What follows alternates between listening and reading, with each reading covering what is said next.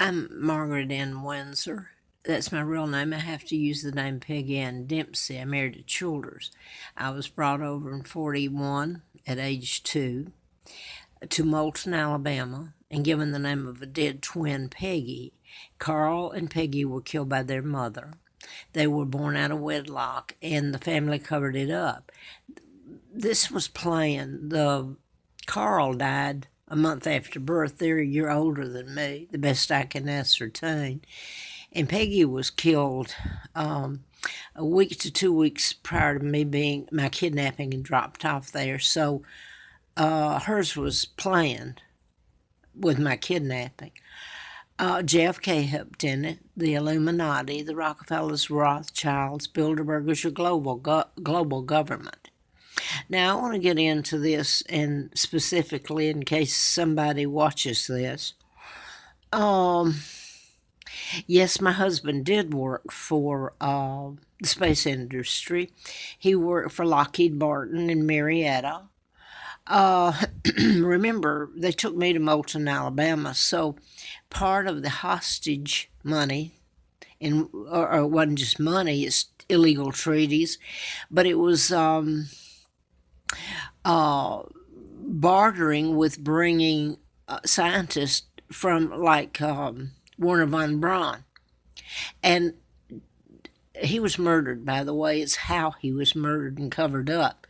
He is a decent man, and next to my father, I would have to like him, think he's one of the most decent men. He didn't deserve what happened to him. He was brought over to Huntsville. He's the one that really started the space center there. It's called Marshall Space Flight Center. You get into all this stuff, Marshall Islands, and I think it was General You have to read up on some of this, especially the Marshall Islands. And I want to preface this. It won't fit into some people, but when I'd almost been killed, I wrote a book about mind control murders. Larry Flint was shot by a program shooter, and you can cure an illness or you can make a illness look like you can make. While I'm garbling here, I'm trying to think of what I said, and my ears are closed up because of fumes that I'm smelling here in the room. Cure an illness or create an illness. So I want to jump back to this. Yeah, my husband also worked for Brown Engineering, who's a space contractor. They sold out to IBM. And that's where I met Noah, and I don't want anybody to hurt Noah if he's still alive. He was my friend. He was with my husband back in about 1961-62 at Brown Engineering. And I had forgotten about meeting him until up in Grottoes, Virginia, when Larry Flynn had furnished me a car for a year because he was shot by a program shooter. And I was pumping gas, actually, in 84, 80 till about, I don't know, turning the car back in, I guess about May of 85. And Noe, he's an FBI agent, retired, up there, and he would come in and gas up. His wife worked for the FBI and personnel. I never saw her get out of the car, and it was darkened kind of, so I couldn't see her, but she would be with him. And I'm telling you this, he's probably deceased because back then he was retired, supposedly, so he was older, and I don't want to hurt someone that's helped me because I sure needed the help. But anyway, he said they have made it, the FBI. So ludicrous that people know you're telling the truth. It gives them a chance to help or walk away. Well, they can't wait to walk. So now then, where am I going with this? I was going back to my husband. They had brought me to Moulton, Alabama, kidnapped me. And all the treaties, I don't know how much money came in. They took down my father with character assassination, kidnapped me, had him marrying Wallace Simpson, a total lie. You had Winston Churchill, the Roosevelts, President Roosevelt. You had Rockefeller's Rothschild, your banking, Bilderbergers. Joe Kennedy was ambassador appointed by Roosevelt, ambassador to England. So all these people got into my kidnapping and take down of my father. Well, how do you think NASA got built? And then they named Cape Canaveral Kennedy Space Flight Center. Can you believe that? JFK helped kidnap me. Oh, now then, the only thing I'm going to say here about this is Epps was into the space industry. My husband and I, when the boys were little, and one of my sons almost died, Scott did. Back then, 61, 62, he was just a little fella. I don't know how we came out on the 4th of July. Had I known my real name and who my dad and country is, I would never have gone there. But anyway, my husband flew in. He could fly. He was a pilot. He flew in and to the Epps huge farm out there near Huntsville. And that's where I found out later they wanted to fly in drugs then.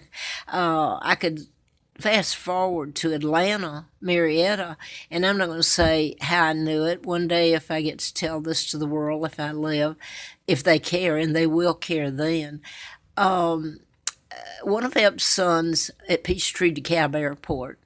I guess that'd be easy for someone to check it out, though, because they'd know how I knew. Anyway, the Epps were supposed to be friends of my husband and me. They weren't friends of me. But it was on TV to where Epps' son was in a Learjet flying drugs in from, I don't know if it's Colombia, from South America. And he was being chased. It's like in a movie or something. He was being chased by the, I guess, DEA, Drug Enforcement. And they got him. And they compromised Epps. There's 3 of them. They're out of Birmingham, Alabama, Huntsville, and then Peachtree DeKalb, and they're still there. And as far as I know, they've grown. But anyway, they made a deal. My son, after a death, I mean, my kids were terrorized. Mark went to work at Peachtree DeKalb, and this happened about the drugs. And they partnered.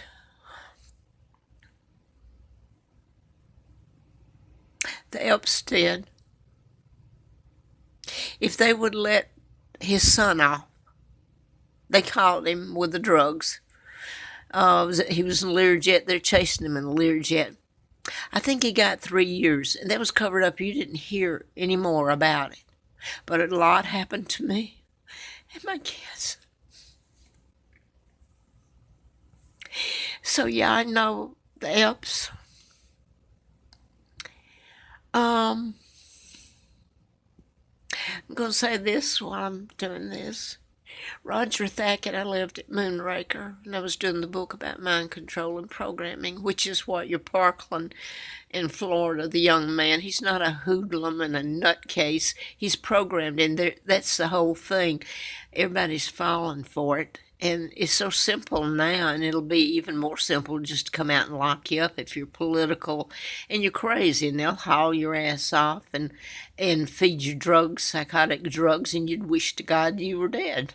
You'd never walk out of there again. You think you live in comfort, and that's what's led to this. As long as you're comfortable, you're not going to do anything. So let me get my train of thought, because I did want to mention this man. His name was Roger Thackett, and he lived a couple of blocks down on the other side of the road, and that was that Delk Road, I think. Yeah. Moonraker was Powers Ferry just off of Delk, and then on down was Powers Ferry Landing. And Tenneco, I think it was one of the, like Tenneco, your gas stations, convenience store. He had just moved down to Atlanta or Marietta with his daughter. And I bet this is not going up. I'm going to try to finish and quit because I live in fear of my own life.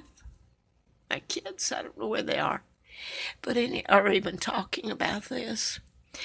People don't want to hear it. Anyway, Roger Thackett knew about the Southern Bell. This gets into the Phillips that were into the Bell system. L.C. Phillips was head of the district there in Atlanta. His sister Ruby Boots Phillips, you get into a mess. Anyway, they were putting listening devices into, I don't know if these were cable. It was phone company putting it in, and my husband had given me a device that could detect your telephone being tapped. I was doing the book and I was getting a lot of hassling, and that was supposedly the reason he gave it. So I was checking it out when they actually tapped in, because I went down and saw the truck there, and it was easy to track it. It's almost like they led me into it with this little device. And I told Roger Thackett about it, that truck, and he said, I know it was out here. I mean, he's in there, he's the manager. And I'm going to leave it at that, because it wasn't a few months later that he was gunned down as he started to leave and close the store. And if the police had gotten there just a little bit sooner, he would have lived. And I'm going to leave it at that. So your guns are being taken away, but then, look what you did to me and my family and country, and what was done to my children. I can't ever forgive. It's so horrific. And the time that I've been missed, and I hope they're alive. And I missed being with my beautiful father and mother, who have been slandered because my father refused to go along with the Illuminati. And my father is a great man, Edward VIII, who never married Wallace Simpson, a double did, Winston Churchill, Cosmos Lang, which was Archbishop of Canterbury, all got into taking down my father. So I'm going to say this. Winston Churchill burned the files on my birth, but there's still files there. I wouldn't know it. The Brits told me in German. And the Americans, some of the Americans have tried. So I'm going to leave it at that. I'm jumping around here. I wanted to say this, though, before I go. For whatever the people want to say about the FBI, I know my country has done the citizens, let me put it that way. You see, you have to censor what you say. You don't dare tell the truth, like they say. They've done all they could under the circumstances and more to try to help me. They're fighting Elizabeth and the Illuminati over there, and then the United States comes in under guise of being their friend when they took out my dad, helped take out my dad. They helped kidnap me and bring me over here, and they've always known it. The media is controlled by your Rockefellers, the people that kidnapped me. Your United Nations is the front. Well, I'm losing my train of thought now. I'm tired. I've been up all night because I had some problems. I'm allergic to fumes and chemicals. I have an autoimmune disorder. And I really got sick last night from some things, so I haven't slept. And there was something else I was going to say, but I was remembering Roger Thackett when I was telling about my husband. He worked for Brown. I knew the Epps. They were into banking, the space. I'm trying to think. They got wealthy off of. You see, they would start wanting. In fact, I worked for different agencies, but yeah, I did. Come to think of it, when I go back, and yeah. Spacecraft shortly, but you have to know what happened. Computer Science Corporation, again, you have to know what went on. I bet this has gone off. who else did I? Well, I worked for more than that, but anyway, I knew the Epps and everything. And when I was almost killed, April Fool Day of '80, and I thought it was a book. I didn't know about being kidnapped at the time. I couldn't get jobs anymore. I did go to work immediately in the condition I was in for Fred Simpson, the district attorney, Madison County, Huntsville. But my husband came over, and they had almost killed me, and he had my apartment, but yet he still did some things, even though he did some horrible things. I remember standing there, I was going to put my resume in at the bank, and I said, well, Epps is on the board or something. I think I'll go to him. And my husband said, I think his name was George Epps. There's three of them. The Epps won't help you. And they didn't. And I don't know. I could tell you about gun running into South America, and some people killing, and I wonder if that you think are heroes. That's all I'm going to say. I probably won't make it.